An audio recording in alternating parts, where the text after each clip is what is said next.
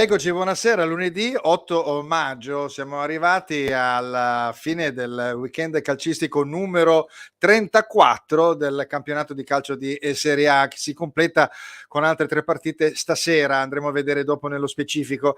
La puntata di oggi è una puntata secondo me molto ma molto interessante, perché avremo come protagonista, anche se abbiamo un altro ospite a fianco che è già venuto a Che Calcio che fa in streaming nelle nostre trasmissioni. Avremo Massimo Morales, allenatore, che ha fatto una carriera e sta facendo una carriera incredibile in giro per il mondo, e Vincenzo Sollito, che invece direttore sportivo, team manager, che abbiamo avuto recentemente.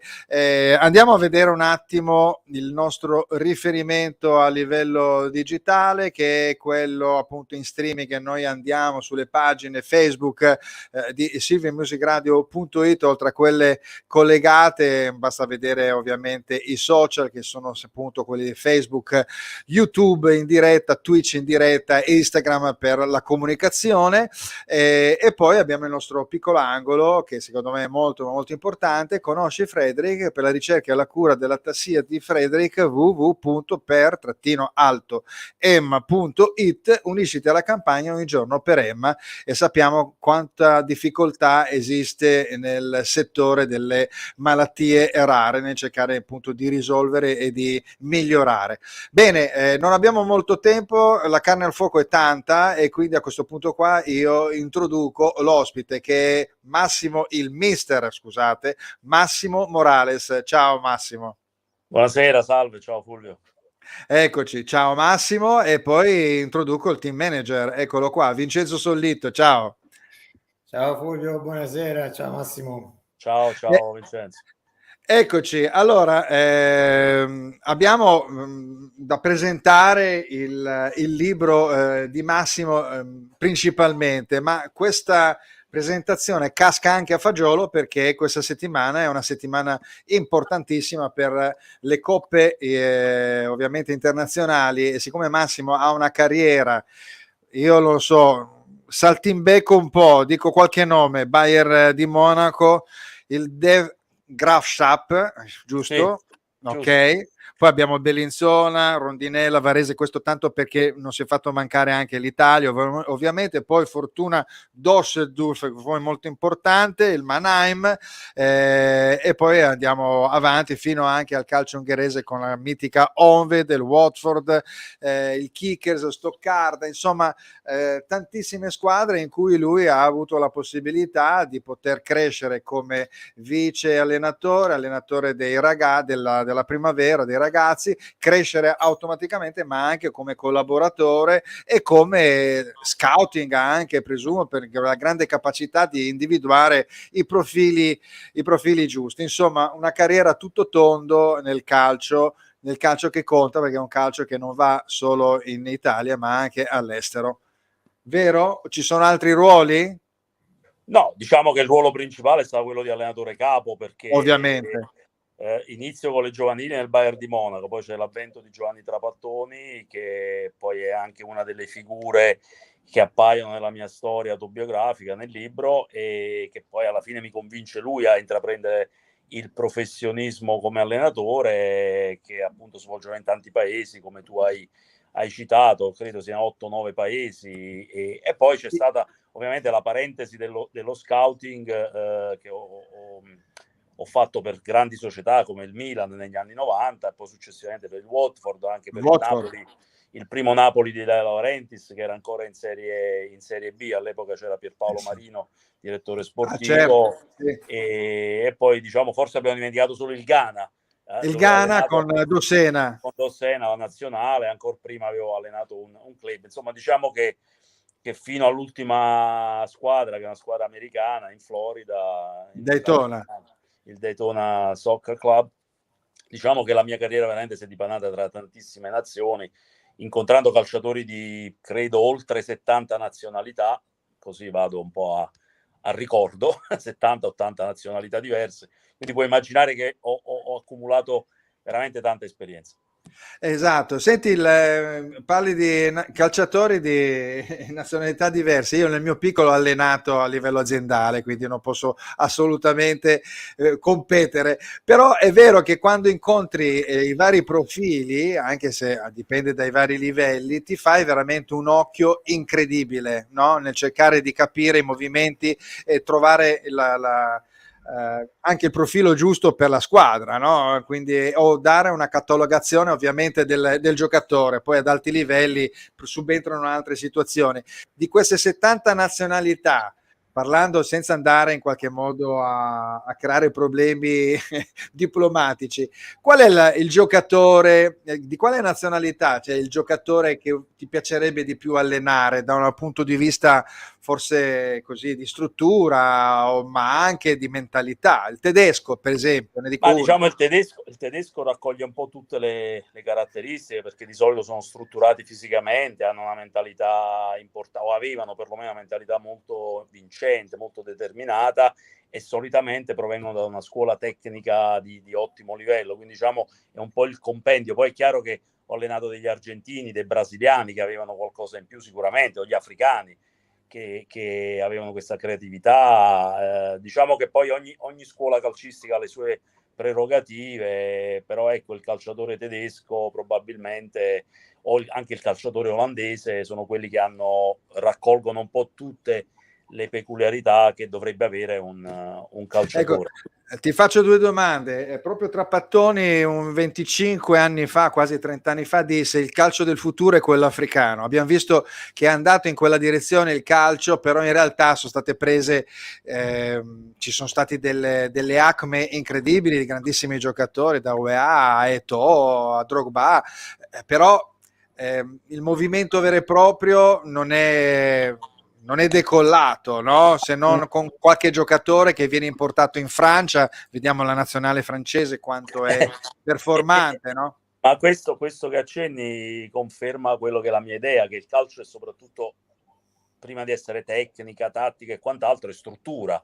Quindi in Africa mancano, o almeno mancavano, le strutture. Adesso si stanno costruendo accademie, ci sono sicuramente dei miglioramenti dal punto di vista della vita sociale in tutti i settori, e quindi anche nel calcio. Però è chiaro che se poi prendi i calciatori africani e li porti in Europa, per esempio, in età molto giovane, o quelli che hanno la fortuna di nascere in Europa da genitori africani, lo vediamo con la Francia, poi vincono il mondiale, no? Perché la Francia mondiale è quasi tutta di origine africana, quindi io credo che il calcio africano non sia esploso come si poteva aspettare, perché non c'era e non ci sono ancora le strutture necessarie. Poi quelli che hanno fortuna in Europa, perché avevano qualità, lavorando nei club europei, e ce ne sono tantissimi. Tu hai citato i più grandi forse della storia, come Eto'o, UEA, però poi ce ne sono tantissimi in giro per l'Europa di ottimo livello. Sì, abbiamo visto il Marocco agli ultimi mondiali, no? Che hanno fatto molto bene, però erano tutti giocatori che giocano ovviamente in Europa. Ecco, un'altra domanda che ti voglio fare riguarda appunto il campionato tedesco, nel senso che quando ci sono stati dei momenti un po' difficili si è oscurato. Non vuole più sentire la mia domanda, Massimo. Massimo, ci sei? Sì, un attimo che riprendiamo. In orizzontale, ecco. Eccoci qua, no, che la tecnica a volte diventa... Niente, va bene, tutto a posto. Siamo ritornati. Mi è solo spaventato un attimo, va bene. Senti, no, il calcio tedesco, no, in certi momenti io ho notato una cosa, che quando una decina di anni fa c'erano dei problemi, ci sono ancora dei problemi del calcio italiano per riuscire in qualche modo a introitare e avere dei giocatori comunque performanti. Non ho mai visto, c'è stata un'apertura negli ultimi 10 anni, però non ho mai visto da parte, diciamo, delle squadre italiane di andare ad attingere, se non Giuntoli con Kvaratskhelia, con un georgiano o qualche croato, e lo sappiamo anche i giocatori che sono per esempio all'Inter, sono transitati, eccetera, eccetera, andare a prendere quelli un po' dell'est, che invece la Germania di solito li va a prendere, no? Polacchi, cecoslovacchi, quelli del Baltico, della zona baltica. Sì. Per quale motivo non arrivano in Italia? Perché quando arrivano in Italia poi fanno bene.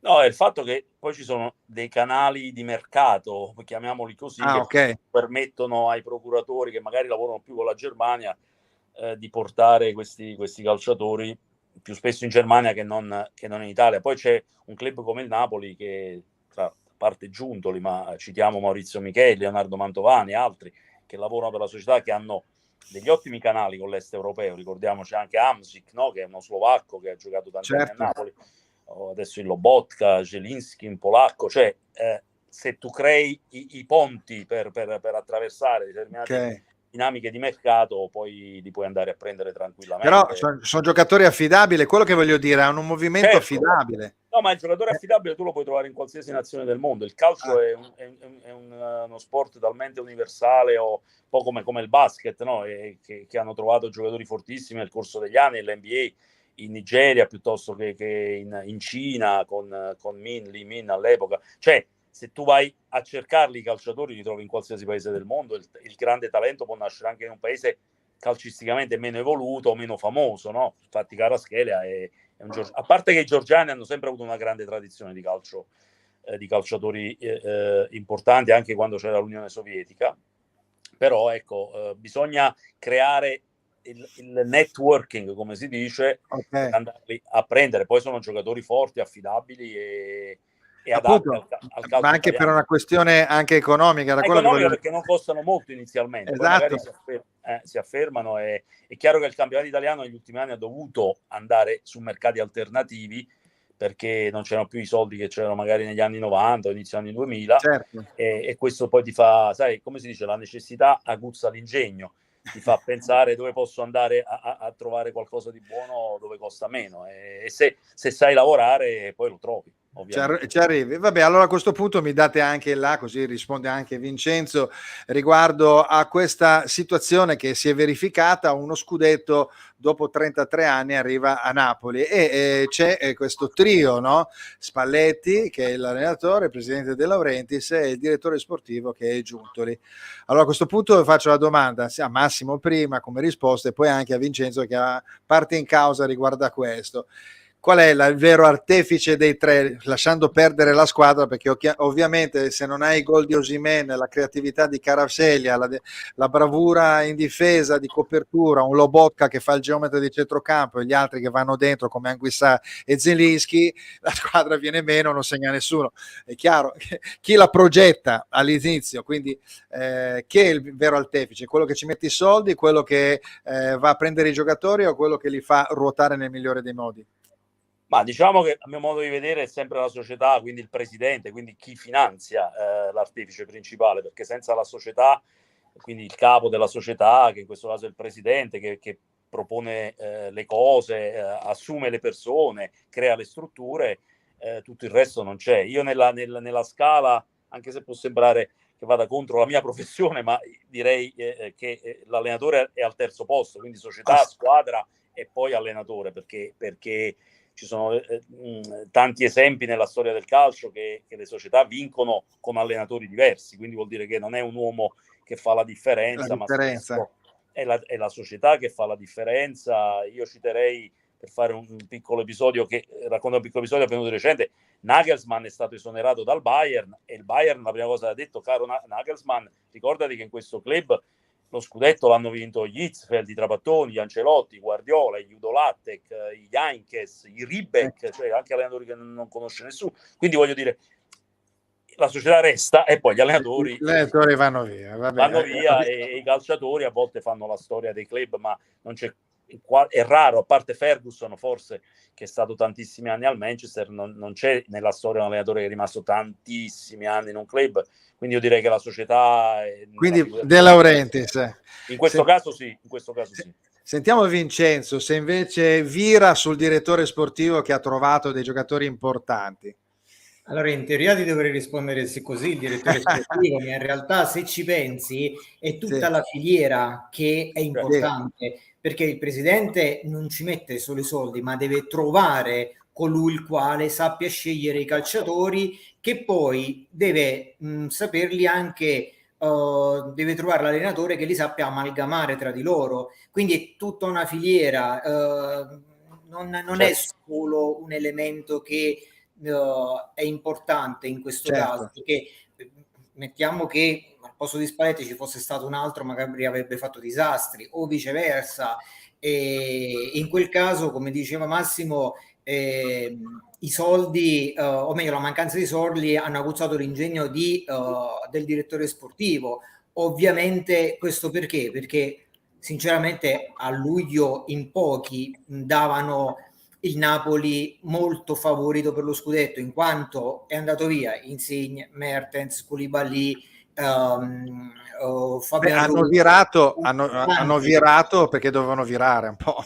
E infatti, però lì devi essere poi bravo a saper trovare quegli elementi sconosciuti o semi sconosciuti che però sappiano far bene, e contestualmente devi trovare l'allenatore che te li sappia far giocare in campo. È come se io conosco il mercato alimentare, facciamo l'esempio di una pizza, conosco il mercato alimentare, posso saper scegliere bene la farina, il lievito e il pomodoro, ma se poi il pizzaiolo non è buono, va tutto a perdersi. Ok, allora va bene. Allora io invece votavo l'allenatore, ho scritto anche un post su Facebook riguardo a questo, speravo nell'allenatore, no? Però allora a questo punto io rimbalzo delle cose a Massimo. Massimo, allora, l'aver scelto da un anno all'altro Lobotka come geometra di centrocampo, aver messo Lozano una punta centrale a destra, aver creato un grandissimo affiatamento tra Kvaratskhelia e Osimhen, che si incrociano,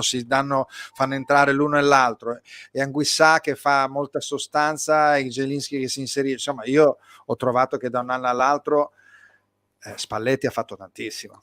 No, Spalletti ha fatto tantissimo, non ci dimentichiamo che Spalletti è un grande allenatore ancora prima di Napoli, voglio dire, la sua carriera non aveva mai vinto lo scudetto in Italia, aveva vinto in Russia, ma aveva fatto un grande lavoro lì, e non ci dimentichiamo di uno scudetto direi più che sfiorato con la Roma, forse in un paio di occasioni, che poi per circostanze che tutti sappiamo e per tante altre, poi il calcio è fatto di tante cose, gli era sfuggito più di una volta, quindi è sempre giocando un calcio molto apprezzabile, perché io ricordo la Roma di Spalletti con la prima Roma, con una delle squadre più spettacolari del campionato italiano, insieme a questa sua di quest'anno, quindi è un po' il ritorno alle origini, e all'epoca con uno schema di gioco diverso.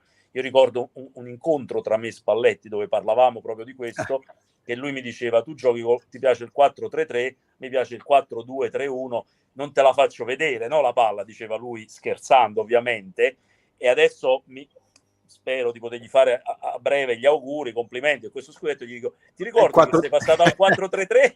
E all'epoca mi dicevi che non me la facevi vedere. No, ma l'allenatore intelligente fa questo: i giocatori che gli mette a disposizione la società gli cuce addosso il modulo di gioco che poi sì, appunto, sì. Insomma, più plausibile rispetto alle caratteristiche dei Va bene.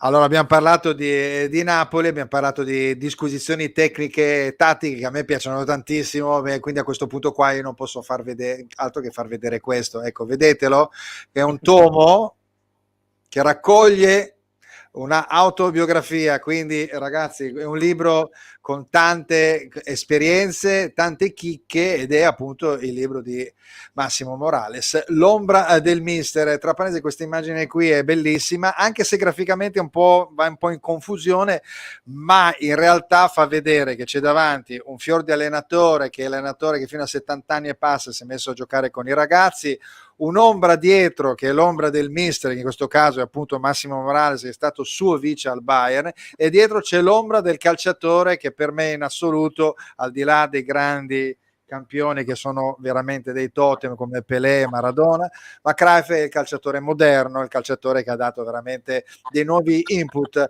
Quindi insomma questa copertina mi riempie il cuore perché è proprio legata anche al mio periodo storico, quindi la cosa che mi piace di più è poi questo accostamento di due passioni, il calcio come professione, ma anche la musica. È molto curioso ed è bella questo accostamento con queste canzoni che vengono in qualche modo, fanno da leitmotiv ai vari argomenti. Sì, allora la copertina nasce da una mia idea, ma viene realizzata poi dal signore che si vede lì nel video, Vincenzo Sollitto. Tecnicamente l'ha realizzata lui, Sì, sì, quindi sì, sì, no, ma non volevo creare un no, disturbo nei ma confronti di Vincenzo, per no, carità. l'idea era di mettere appunto io, che sono colui che scrive questa autobiografia, ma poi due personaggi che caratterizzano la mia vita Sì, dall'inizio calcistica e non solo, perché poi leggendo questo libro che la storia si sviluppa come in un romanzo, che romanzo certo. non è perché sono tutti fatti veri accaduti, e come Johan Cruyff, che è stata la figura che mi fa nascere questa passione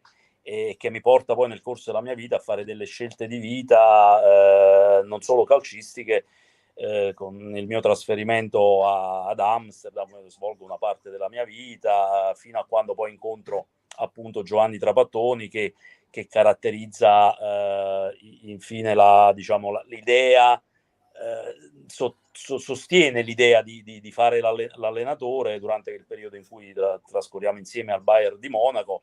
Però come dicevi tu è un libro che si legge con una certa facilità e va avanti molto scorrevolmente, a detta di chi i tanti che l'hanno letto, addetti ai lavori, ma è un libro comunque di tante pagine, perché sono tante storie che iniziano negli anni 70, quando io sono un bambino nell'Interland napoletano, e dove Cruyff e il suo Ajax diventano per me un po' l'ancora di salvataggio, come Di di salvataggio, salvagente. certo. Sì, perché io volevo uscire fuori da quell'indigenza, da quelle storie. Chi è nato e cresciuto da quelle parti sa di cosa parlo. Chi ha visto Gomorra ha visto la trasposizione moderna di quello che era deve Ovviamente. essere la mia vita negli anni 70 da ragazzino, e poi tutta questa storia appunto che va fino agli anni, al 2014, quando si conclude la storia anche in maniera abbastanza drammatica, oserei dire. In queste storie si incrociano storie di vita e di calcio che vanno appunto attraverso tutti questi paesi che io ho avuto modo di conoscere lavorandoci, ma anche ci sono storie che vengono prima del calcio, che molti addetti ai lavori non conoscono, e che mi dicono, a volte mi arrivano delle telefonate da parte, non so, di giornalisti, piuttosto procuratori, gente o allenatori stessi, adesso non li vogliamo citare, che mi dicono: ma io non immaginavo, ma io non sapevo, ma io non credevo che fosse nato tutto così. Ed invece il sottoscritto ha avuto una vita prima del calcio che era sconosciuta Certo. fino a questo momento, e poi una vita nel calcio, ma anche lì ci sono tante storie, Beh, aneddoti. però c'è diciamo una specie di fuoco, no?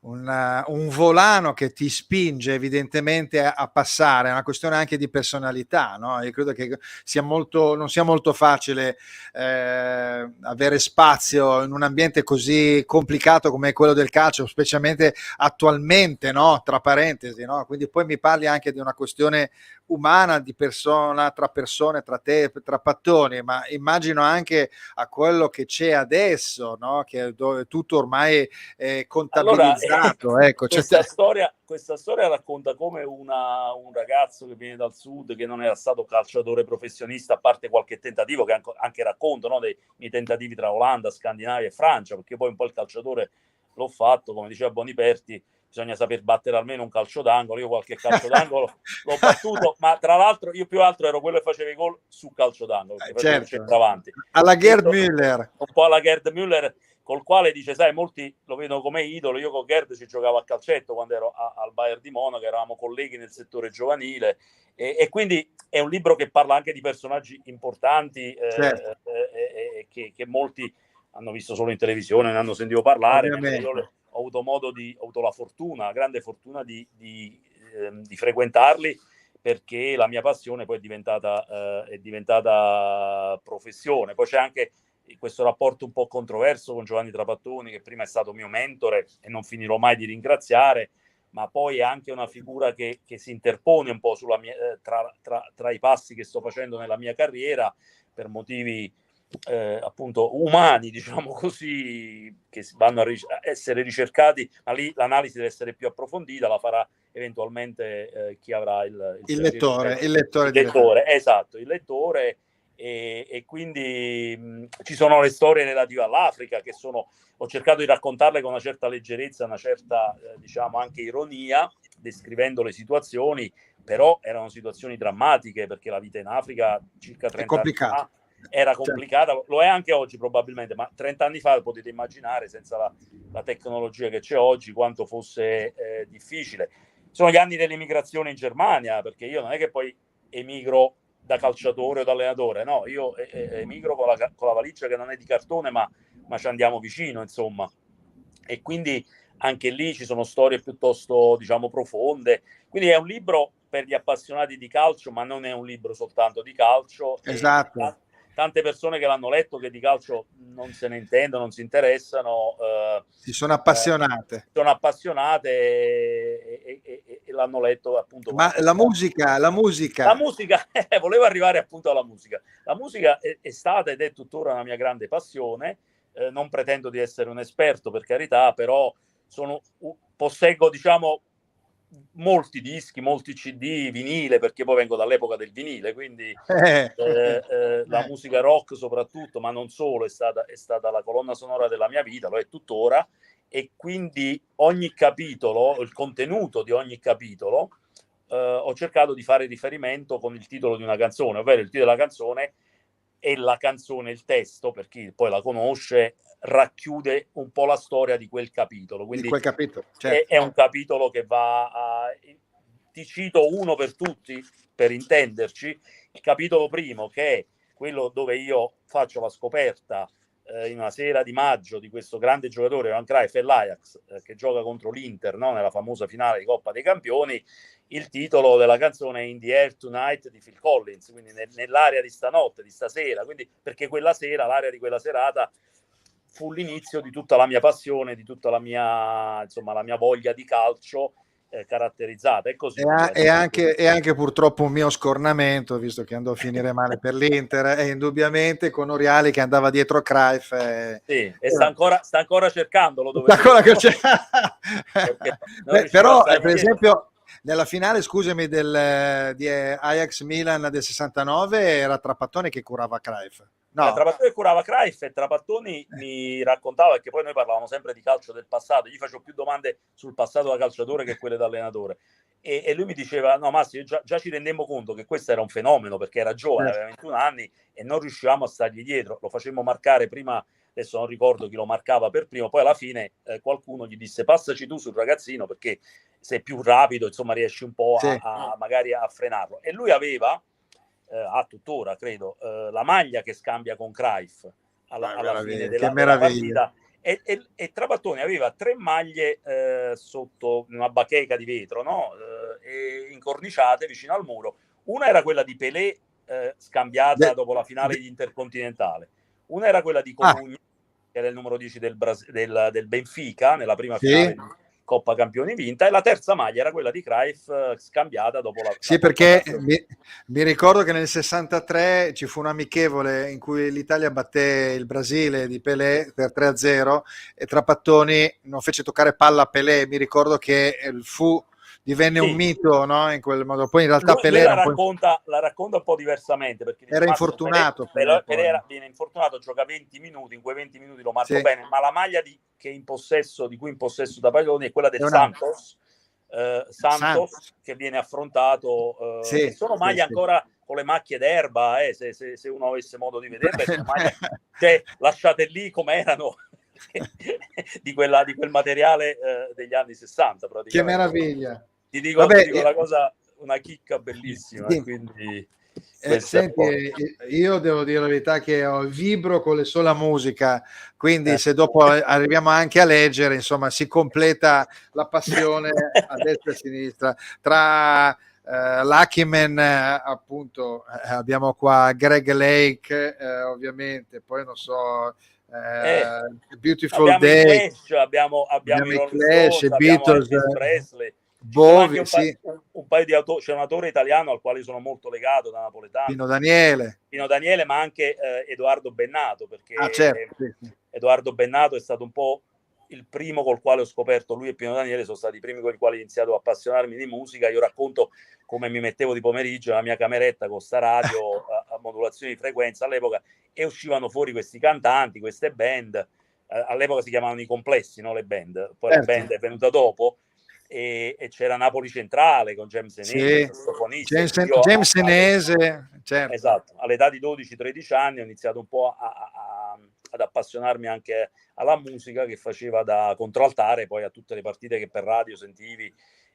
No, una cosa anche carina che racconto, per esempio, da ragazzo, che mi mettevo lì a sentire le radiocronache delle partite dei campionati che si captavano sulle onde medie, campionati inglesi, campionati tedeschi. Ovviamente io non parlavo queste lingue, oggi le parlo, ma all'epoca non le parlavo, quindi sentivo solamente i radiocronisti raccontare il boato della folla, e io le ascoltavo per passione, pur non capendo di che si trattava. Poi ogni tanto mi sembrava di capire quale squadre stessero giocando, e dissi a me stesso: io un giorno le devo capire queste lingue. Sta di fatto che la mia vita mi ha portato poi a diventare, insomma, poliglotta, perché poi nel corso dei miei viaggi, miei studi, sono diventato Vincenzo, poi... lo so che non puoi emettere un giudizio, poi non vogliamo neanche venga emesso un giudizio, ma insomma descrivimi un attimo questa vita di Massimo con qualche parola, visto che appunto c'è tanto contenuto, no? Tanti passaggi, imparare le lingue, conoscere persone, conoscere i campioni che fanno parte della memoria di ognuno di noi, e in più collocarli anche all'interno di una musica, di un pentagramma. Ma guarda, la vita di Massimo, io e Massimo ci conosciamo da più di 30 anni e io ero ancora ragazzino, mentre lui già era in Germania e stava cominciando ad affermarsi. E la cosa curiosa è che il 50-60% della sua vita è molto simile anche alla mia, in quanto il contesto in cui siamo nati era quello, l'epoca era quella, quindi anche se passavano una decina d'anni di differenza, però i contesti e le situazioni rimanevano quelle. Oggi ogni 10 anni cambiano generazioni, cambia tutto. All'epoca invece era molto più standardizzato, e ti posso dire che veramente è uno di quelli che come anche la mia vita, self-made man, cercare sempre di andare avanti, di migliorarsi, di trovare soluzioni, di crearsi un lavoro attraverso la passione. E quindi tieni conto che io sono stato ufficialmente il primo a leggere la versione beta del suo libro, versione cartacea, estasiato. Prima mi ero fatto, a parte il fatto appunto di conoscerlo, mi ero fatto un'idea perché mi aveva mandato la sua tesi del corso di Coverciano da direttore sportivo anche, e da lì già mi ero fatto un'idea. E quando leggo già nella tesina, leggo la cena a tavola lui e Cruyff, io già lì scioglievo dall'invidia, perché ovviamente capisci che... No, ma sai, scusa ti interrompo Vincenzo, la tesi di Coverciano ovviamente deve essere una cosa relativa a quello che studi lì da direttore sportivo, però Paolo Piani, che è il segretario del settore tecnico, che conduce i corsi, persona di grande esperienza, dice: no Massimo, io vorrei da te una tesi sulle tue esperienze, perché questo rimane nei nostri archivi, nel senso che tu hai avuto tante di quelle esperienze che pochi allenatori possono vantare, a parte quelli grandi che sono stati nei grandi club, ma parliamo di allenatori, diciamo, di medio livello, che non sono stati in grandissimi club, però hanno fatto appunto, e quindi mi convince alla fine di scrivere questa tesi, che poi un po' la storia più tecnica, o meglio di comportamenti, perché entrano in ballo più che altro i comportamenti nelle varie nazioni, come io venivo accolto, come si comportavano i giocatori, cioè diciamo la cosiddetta cultural intelligence, che come la chiamano a Coverciano, cioè l'intelligenza culturale da utilizzare nel calcio quando ti trovi ad affrontare calciatori o situazioni comunque alle quali non sei abituato per un fatto di cultura non solo calcistica, ma anche del paese dove ti trovi. E quindi ho raccontato queste cose. Poi chiaro, racconto l'episodio, uno delle volte in cui ho incontrato personalmente Johan Cruyff, è un pranzo più che una cena, dove stavamo io, Trapattoni, Cruyff, poi c'erano Rummenigge, Uli Hoeneß, perché era un quadrangolare a Stoccarda, dove partecipava il Barcellona. Cruyff è l'allenatore del Barcellona,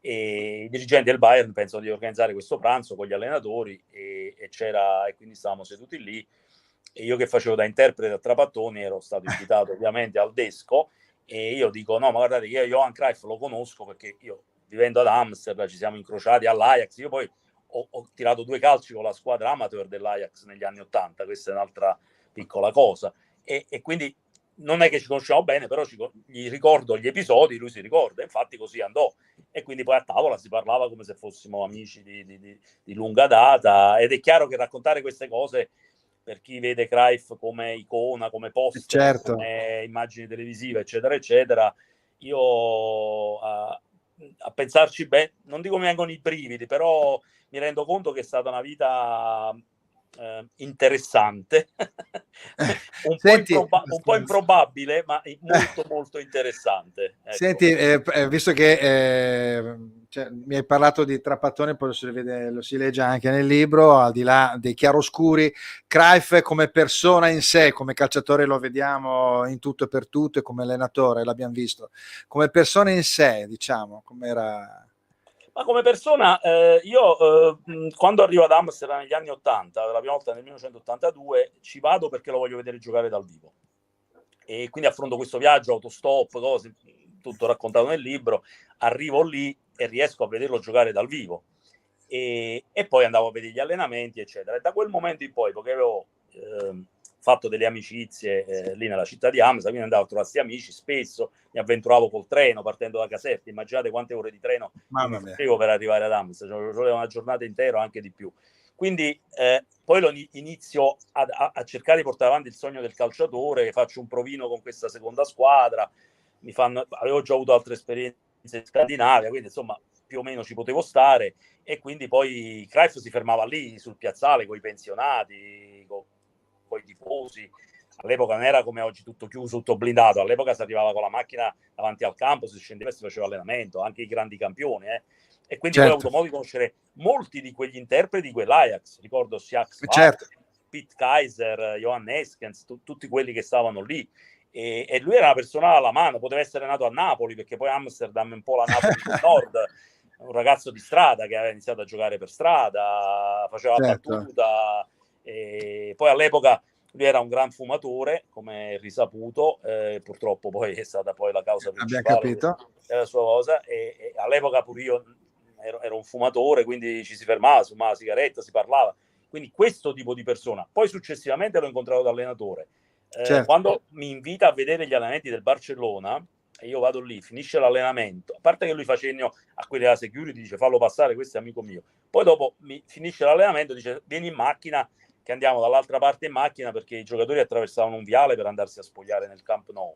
che si allenavano dalla parte opposta del viale, quindi diciamo comportamenti molto alla mano, molto è chiaro che l'immagine può essere un po' quella non arrogante, ma diciamo un po' del campione che non era non era magari un po', aveva una bella immagine secondo me lui. Sì, no, per noi sì, però molti l'hanno definito, sai, un po' presuntuoso, un po' arrogante perché lui voleva insegnare il calcio a tutti, eccetera, eccetera.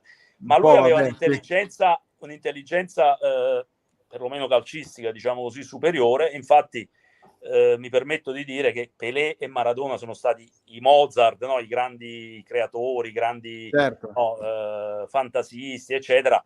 Però il calciatore più completo in assoluto della storia del calcio, secondo me non c'è proprio da discutere, che è stato. Quindi sarebbe a livello musicale, se loro sono Mozart, cosa sarebbe? Ti metto alla prova nella scelta musicale. È difficile dirlo perché si potrebbe dire i Beatles o i Rolling Stones, no? È stata no, ti stavo mettendo più in difficoltà con la musica classica. Vabbè, dai, facciamo con la musica classica. Vabbè, certo, facciamo Beethoven, dai, facciamo Beethoven. È stato Beethoven sicuramente a questo punto. Ok, è stato Beethoven sicuramente. Ragazzi, qua stiamo volando, stiamo raccontando aneddoti del libro, appunto, l'abbiamo presentato anche all'inizio, facciamo rivedere la copertina. Eccolo qua, appunto, Massimo Morales, L'ombra del mister. Poi ricordo anche l'altro libro di Vincenzo Sollito, i segreti del team manager di una squadra di calcio. Insomma, chi sta seguendo questa puntata e vuole sapere qualcosa di calcio, ma vero, vissuto a qualsiasi livello, lo vedete con queste sfaccettature, tra parentesi, che da una parte un mister, dall'altra parte un direttore sportivo team manager. Quindi proseguiamo, interrompiamo un attimo un po' la Marcord, no? Perché dobbiamo anche calarci, mancano 20 minuti. Prima di calarci nei prossimi minuti, allora innanzitutto c'è un commento di eccolo qua, Franco Monica Bocchicchio, eccolo qua, Spalletti è colui che ha collocato finalmente Brozovic al suo posto, lui è interista ed è il grandissimo designer dei gol, quello che ha la penna incredibile che è riuscito per tanti anni a fantasticare a livello di vignette, proprio ripetendo proprio l'azione del gol su tante testate, dal Guerin Sportivo a Tutto Sport e altre, e quindi ci segue sempre. E poi abbiamo qua abbiamo una figlia d'arte, abbiamo Laura Bersellini, e quindi buon pomeriggio, l'avremo prossimamente in trasmissione quando riusciamo a trovare un orario giusto. Bene, allora voglio fare una domanda prima di proseguire con il discorso dell'attualità a Massimo su il calcio, ma brevemente, ecco, il calcio dove sta andando, visto che adesso nell'ultimo periodo c'è stato un calcio molto muscolare, c'è stata solo la parentesi del tiki-taka di ovviamente di Guardiola, del Barcellona e della Spagna, che in qualche modo poi ruotando attorno a dei grandissimi campioni come Messi, Iniesta, Xavi, però ha gestito in un certo modo il pallone, ma in realtà adesso siamo davanti a un calcio molto fisico, vedi la Francia che va a vincere nel 2018. Siamo tornati forse un po' di più all'Argentina, però l'Argentina è stata un'Argentina anche molto muscolare, anche qua. Dove sta andando il calcio? Proprio visto che mi parli di 30-40 anni di conoscenza precisa. Ma la fisicità non la puoi eliminare, perché il calcio è uno sport atletico e sempre lo sarà. È chiaro che però abbiamo visto Napoli campione d'Italia, accoppia grande condizione atletica, una buona fisicità con la qualità del gioco. Quindi io credo che il calcio possa andare in una bella direzione. Dipende ovviamente dalle scelte che si fanno, cioè i calciatori che si vanno a scegliere e gli allenatori. Vediamo per esempio De Zerbi, che sta facendo benissimo con il Brighton, è un allenatore che nonostante gli alti ritmi permette alla squadra però poi di giocare un bel calcio. Il Milan più lo scorso anno che quest'anno a tratti, quindi è possibile coniugare le due cose, quindi il calcio sta andando in una direzione che dipende dalle scelte che si fanno sia sulla qualità dei calciatori e poi dagli allenatori come intendono farle giocare. Questa è la direzione. Poi un calcio solo muscolare o solo tecnico non esiste e mai potrà esistere. Allora, domanda a tutte e due. Sì, domanda a tutte e due. L'allenatore deve essere Vincenzo, l'allenatore deve essere camaleontico. Mi parli, Massimo ha parlato appunto di De Zerbi, che secondo me è un allenatore che sa fare un po' tutte le vari metodi, no? Cioè non è uno, viene a San Siro, mi ricordo, gioca con le punte nascoste a centrocampo, correndo, stando dietro a corti, poi va in altre partite e invece è molto più, quelle punte lì sono un po' più davanti, insomma a seconda plasma un po' la squadra, a seconda dell'avversario che va ad incontrare, quindi partendo dalle potenzialità proprie, no? Come dovrebbe essere. Vincenzo, quindi qual è la figura, l'allenatore italiano è l'allenatore che concettualmente sa interpretare un po' tutte queste varie fasi? Ma sì, secondo me sì, anche perché per quanto riguarda la mentalità, con altre situazioni, io ricordo anni fa mi dissero che in Inghilterra, e Massimo che ha conosciuto anche la realtà inglese, mi veniva detto che in Inghilterra se un allenatore cominciava con un modulo e poi in corso d'opera cambiava, non veniva visto come un allenatore sul pezzo. Invece hanno cambiato un po'. Infatti vedi anche in Inghilterra fissati ancora con storico 4-4-2, e invece in Italia ritorniamo un attimino a Spalletti. Spalletti è sempre stato camaleontico, e ricordiamo la prima Roma di Spalletti, Massimo, la prima Roma di Spalletti. Spalletti si inventò una squadra senza attaccanti, in quanto, se ci ricordiamo, fu bloccata dal mercato per 2 sessioni di mercato, e quindi non aveva attaccanti, e si inventò Totti attaccante, e quindi era un falso 9, ma perché non aveva attaccanti, e quindi creò un modulo con Totti che non era attaccante, e con altri che potevano arrivare al gol, ma non si inserivano tipo Perrotta, per esempio, no? E anche lì fece un grandissimo lavoro Spalletti a Roma in quell'emergenza. Se mi consenti, il falso 9, se lo vogliamo chiamare così, è possibile, ovvero diventa vincente quando si chiama Totti. Quando si chiama Messi, perché altrimenti un falso 9, te lo dico anche per esperienza, perché poi le dinamiche del calcio o sono di Serie C o sono di Champions League, le dinamiche sono quelle, il gioco è quello, regole quelle, 11 contro 11, quindi il falso 9 è una cosa che funziona, ma se tu hai un grande campione, un grande giocatore che sa interpretare e che ha soprattutto il fiuto del gol comunque, perché Totti mi pare che segnò oltre 20 gol, vinse la scarpa d'oro, no? Adesso non so se è quella stagione o successivamente, però era uno che ti faceva tantissimi gol. Il primo falso 9 della storia è Johan Cruyff, perché Johan Cruyff in un certo periodo della storia dell'Ajax fa il centravanti dell'Ajax, però Cruyff, se vedi i tabellini, è stato anche capocannoniere più di una volta, nel senso che ci deve essere un giocatore di una qualità eccelsa, quindi tra i primi in Europa, al mondo, e allora puoi giocare col falso 9, ma altrimenti è un'opzione che non è vincente. La puoi utilizzare, ma non diventa vincente. Va bene, benissimo questo, non lasciamo perdere adesso il discorso della tattica, però purtroppo non ho la slide giusta.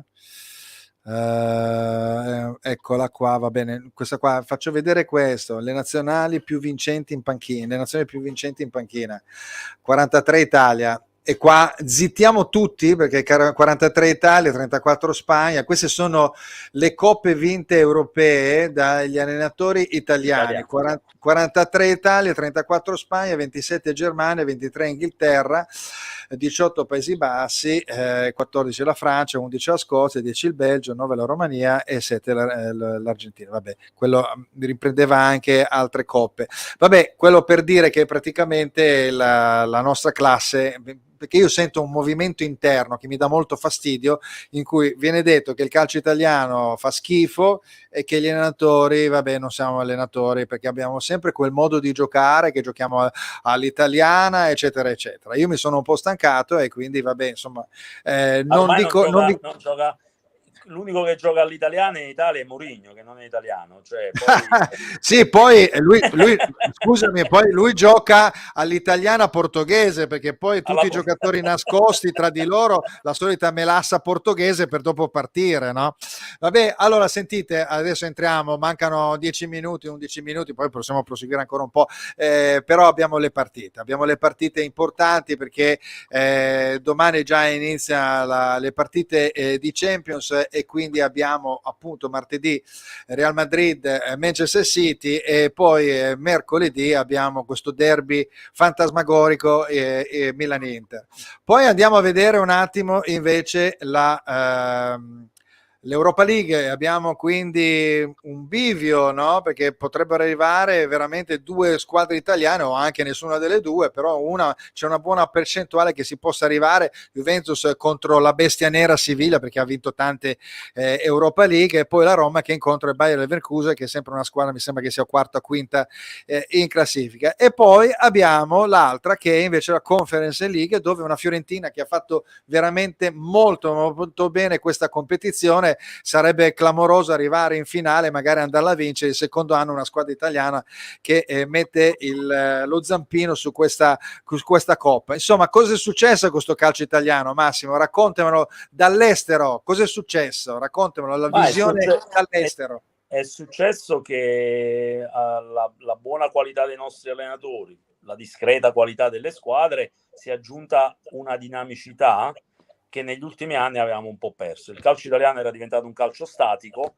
si diceva i ritmi sono lenti, soprattutto Fabio Capello nelle varie tribune diceva sempre qui ci si allena poco, ci si allena male, piuttosto si gioca un calcio poco intenso. Ecco, questo è migliorato, perché poi alle critiche ci sono anche dei comportamenti che si modificano di conseguenza, certo, e migliorano, e quindi gli allenatori italiani hanno iniziato a dare ritmo al loro lavoro, e quindi le squadre italiane, che sono delle discrete squadre, e poi l'allenatore italiano insomma è un allenatore che ha acume tattico e ha intelligenza tattica eccetera.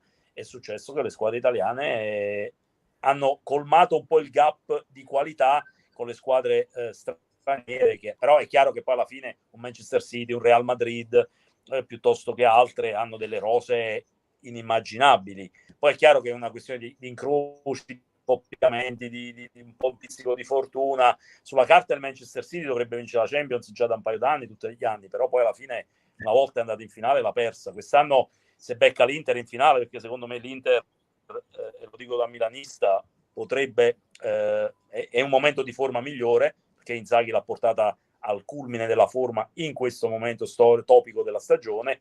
Io credo che l'Inter, se va in finale, dà il filo da torcere sia al Manchester che al Real Madrid. Secondo me l'Inter ci potrebbe regalare una sorpresa. Se va in finale, ovviamente. Finale, come la vedi? Vabbè, parliamo di Champions League, poi sentiamo anche Vincenzo.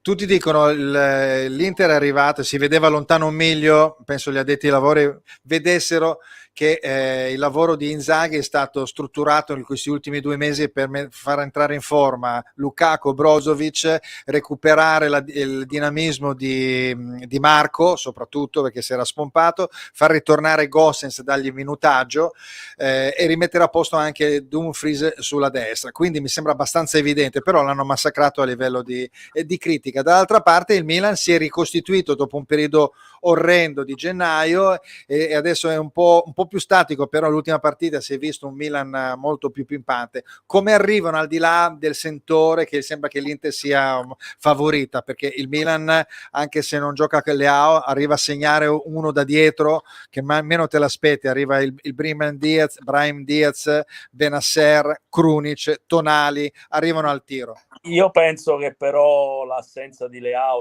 soprattutto nella prima partita, che sicuramente non giocherà, poi forse recupererà per la seconda, ma io sono scarsamente fiducioso purtroppo. Credo l'assenza di Leao peserà alla fine, perché Leao veramente è un giocatore fuori categoria quando sta bene, e stava bene, aveva ripreso il suo ritmo. Mi sembra che l'Inter sia leggermente favorita, direi 55-45, perché la vedo veramente una squadra in fiducia, una squadra che ha raggiunto proprio il top. Dobbiamo dire che Inzaghi tanti giocatori non li ha avuti durante l'anno, perché si infortunavano, è complicato per un allenatore mettere poi sulle squadre, e poi c'è il precedente delle sconfitte del Milan quest'anno anche in Supercoppa, quindi c'è un po' di come si dice, di remora ad affrontare questa squadra che già te l'ha suonata un paio di volte, quindi poi è chiaro, è una semifinale, può succedere di tutto, però io dico che per me l'Inter è leggermente favorita nei confronti del Milan. Vincenzo, il pensiero è il tuo come quello di Massimo oppure no?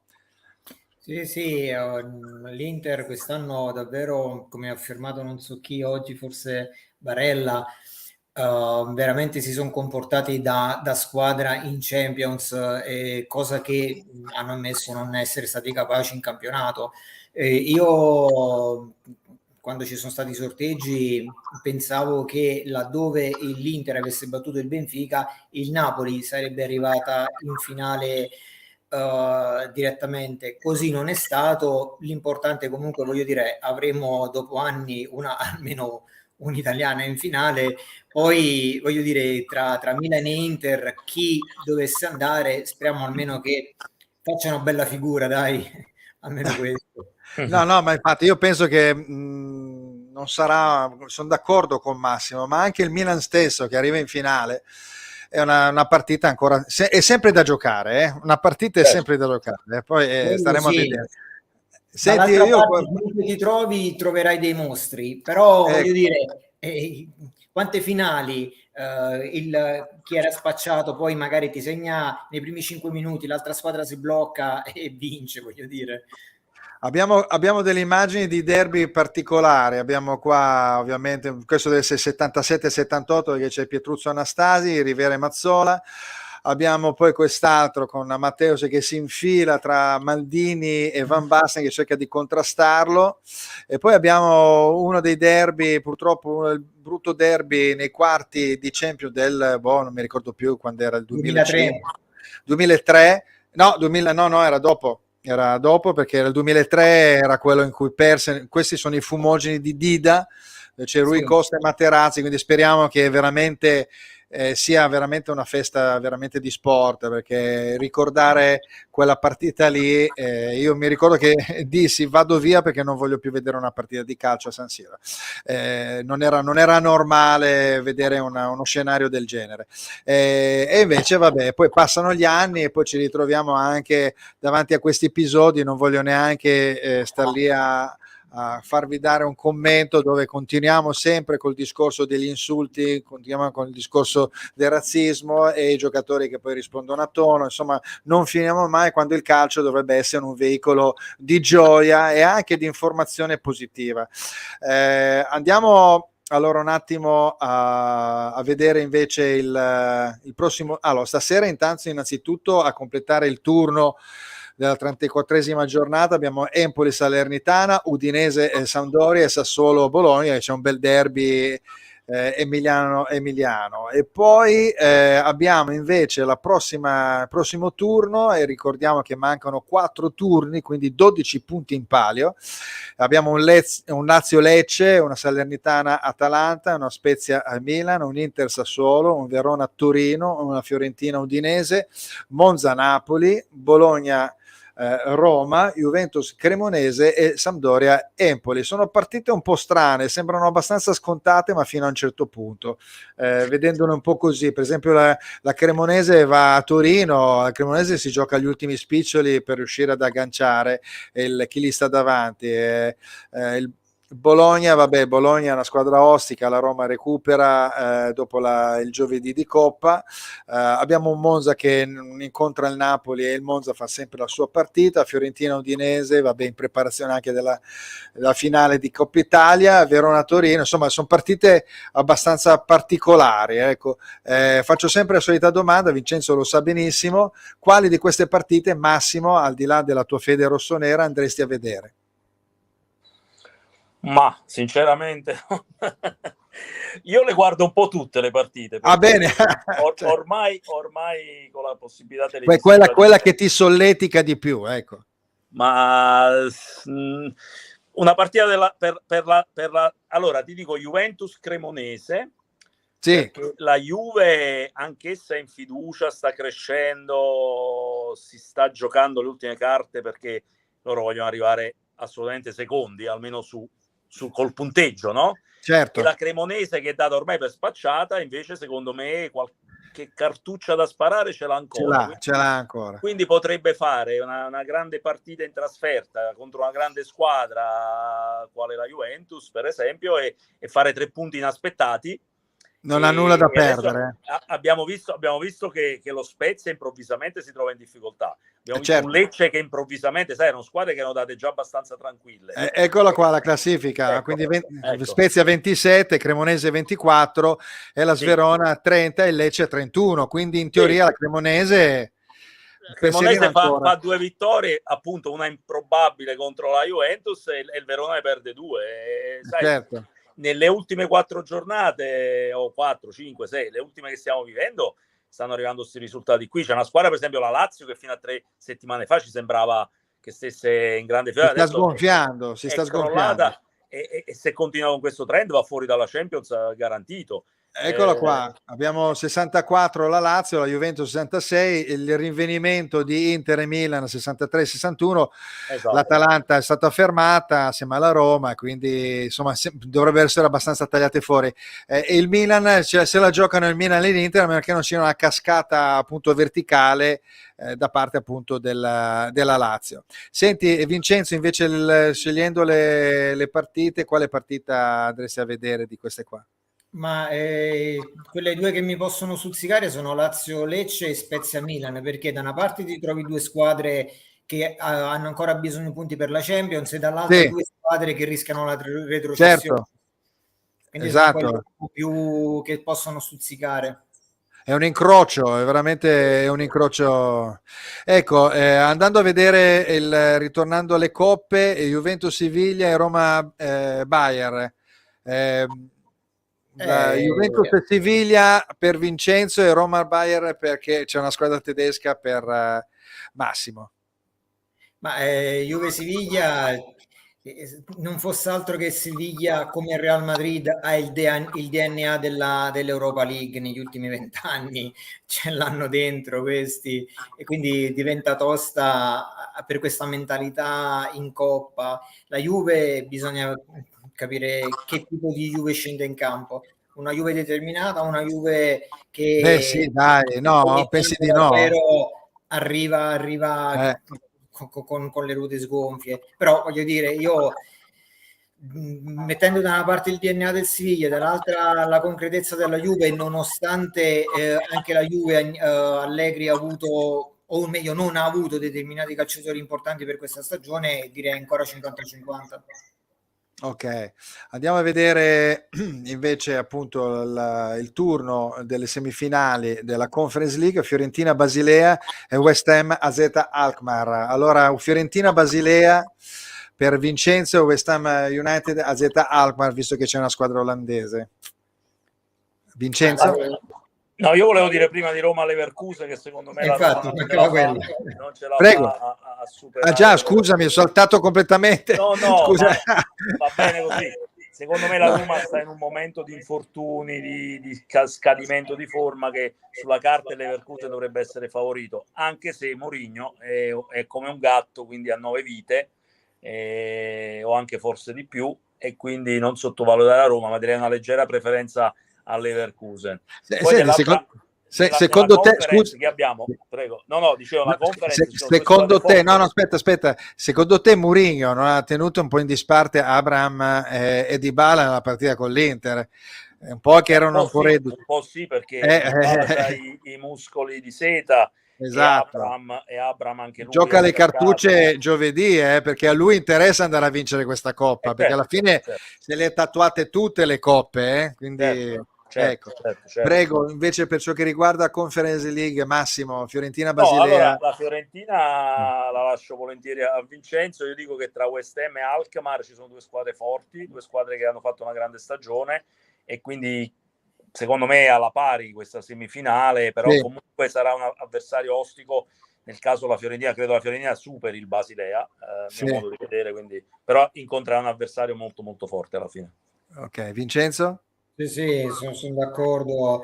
La Fiorentina ha molte chance perché ha trovato una sua quadra ed è un ottimo periodo di forma, sia fisico che mentale, quindi ha molte possibilità almeno di arrivare in finale. Ecco, ultima domanda, una percentuale a livello proprio numerico, quante possibilità abbiamo di avere una squadra italiana in tutte e tre le competizioni? Ma in Champions sicuro, almeno lì. Sì, certo, in generale, ma mantenendo... Per quanto riguarda le altre, la Conference e l'Europa League, le possibilità comunque sono... Secondo me abbiamo una finalista in tutte e tre le coppe. Una finalista ce l'abbiamo perché Inter Milan sicuro e la Juve secondo me ce la fa e la Fiorentina ce la dovrebbe fare col Basilea. Io penso che avremo 3 squadre italiane nelle finali. Quasi un 100%. Penso di sì. Ho capito. Bene, siamo arrivati alla fine della bellissima chiacchierata. Vabbè, io la prossima volta con voi la farò di 2 ore. Perché quando si parla di tattica, molti dicono: ma tanto la tattica non interessa a nessuno, no? In questo mondo, no? Perché bisogna parlare sempre di polemiche, di temi, no? Di qua, di là. Invece è bellissimo vedere perché sembra quasi ci stiamo dimenticando, no? Che il pallone rotola su un campo di calcio dove ci sono 22 giocatori, insomma, e c'è una porta da andare in qualche modo a colpire, insomma. Ricordo allora indubbiamente il libro andiamo a vedere subito, di riferimento, che è quello di Massimo Morales. Eccolo qua, questo è il libro vero e proprio, la copertina L'ombra del mister, con la prefazione di Filippo Grassia, tra parentesi, molto che ha incrociato anche a livello lavorativo, di Massimo Morales.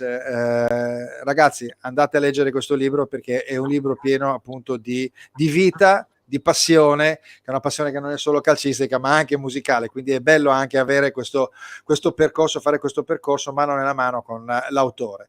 E dall'altra parte abbiamo invece Vincenzo Sollito con il libro che abbiamo già presentato, che è sempre I segreti del team manager di una squadra di calcio.